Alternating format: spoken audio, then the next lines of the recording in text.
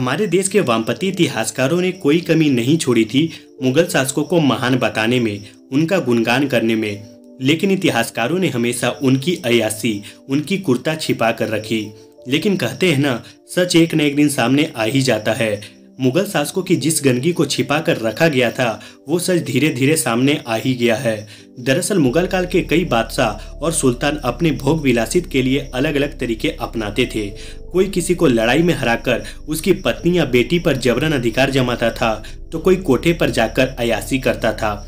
लेकिन मुगल काल का एक ऐसा भी शासक था जिसने न सिर्फ 13 महिलाओं से शादी की बल्कि अपनी 14वीं पत्नी से जन्मी बेटी से ही नाजायज संबंध बनाए।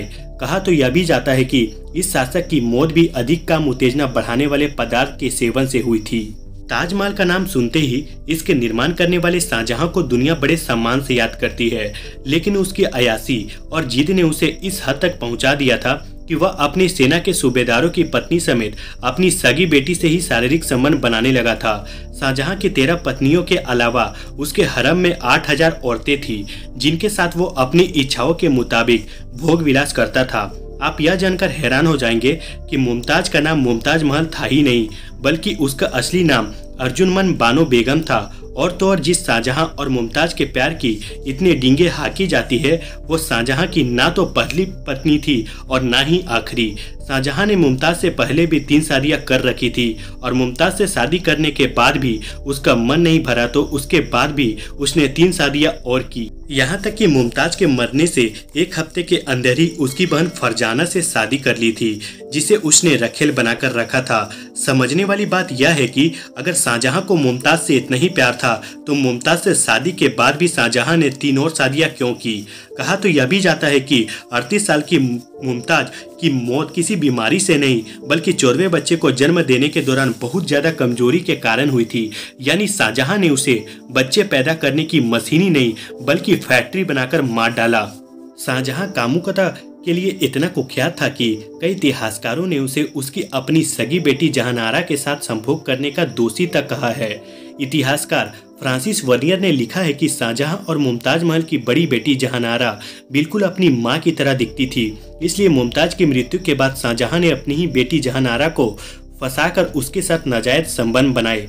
जहानारा के लिए शाहजहां इतना पागल था कि उसने उसका निगाह तक नहीं होने दिया। बाप बेटी के इस प्यार को देखकर जब महल में चर्चा शुरू हुई तो मुल्ला मौलवियों की एक बैठक बुलाई गई, जिन्होंने इसे जायज ठहराया। उन्होंने इस पाप को जायज ठहराने के लिए हदीस का उदाहरण देते हुए कहा कि माली को अपने द्वारा लगाए पेड़ का फल खाने का हक है। अकबर ने यह नियम बनाया था कि मुगलिया खानदान की बेटियों की शादी नहीं होगी। इसका परिणाम यह होता था कि मुगल खानदान की लड़कियां छिप छिपाकर दरबारी नौकरों के साथ साथ रिश्तेदार, यहाँ तक कि सगे संबंधियों के साथ शारीरिक संबंध बनाने लगी। कहा जाता है कि एक बार जहानारा जब अपने एक नौकर के साथ पकड़ी गई तब शाहजहां अचानक उसके कमरे में आ धमका, जिससे डरकर वह नौकर हरम के तंदूर में छिप गया। शाहजहां ने तंदूर में आग लगवा दी और उसे जिंदा जला दिया।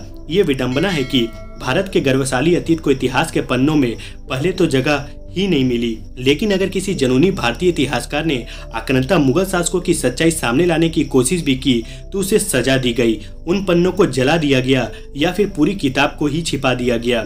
स्कूल की किताबों में इतिहास पढ़ाते समय केवल मुगलों का माहीमंडन ही किया गया है। लंबे समय तक इतिहासकारों ने मुगलों को राष्ट्र निर्माता के रूप में स्थापित करने का प्रयास किया, लेकिन वामपंथियों ने उसके काले कारनामों को हमेशा छिपा कर रखा। इस वीडियो को देखने के बाद आपकी क्या राय है कमेंट में जरूर बताएं। तब तक के लिए जय हिंद, जय भारत, वंदे मातरम, इनकलाब जिंदाबाद, भारत माता की जय।